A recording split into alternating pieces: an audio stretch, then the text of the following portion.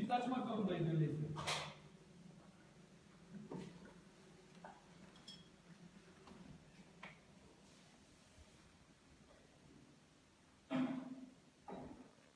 Ben şu üstüne.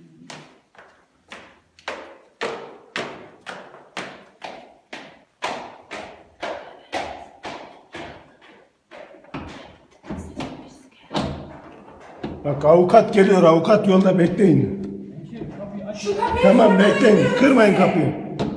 5 dakika sonra avukat burada. Bir yere gittiğimiz yok, buradayız. Efendim canım.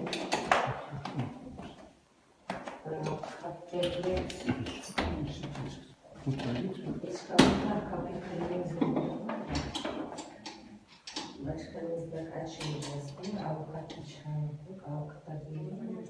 Onlar kapıya yıkmaya çalışıyor şu an. Sen kızını duyuyorsun. Tamam.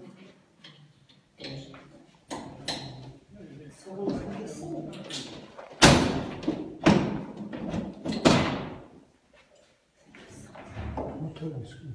Mutfağa geçecek sorun.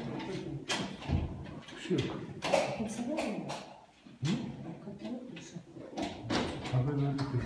Olacak mı? Olacak mı?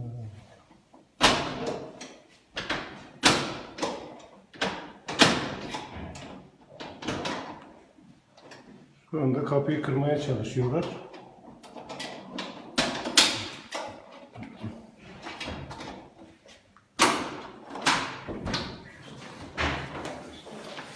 İyi yaptınız. Çok Gel hanım. güzel. Çok güzel.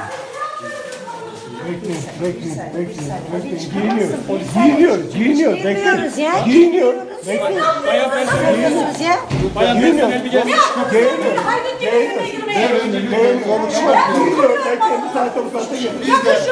Biz de savcı beyin talimatıyla buradayız.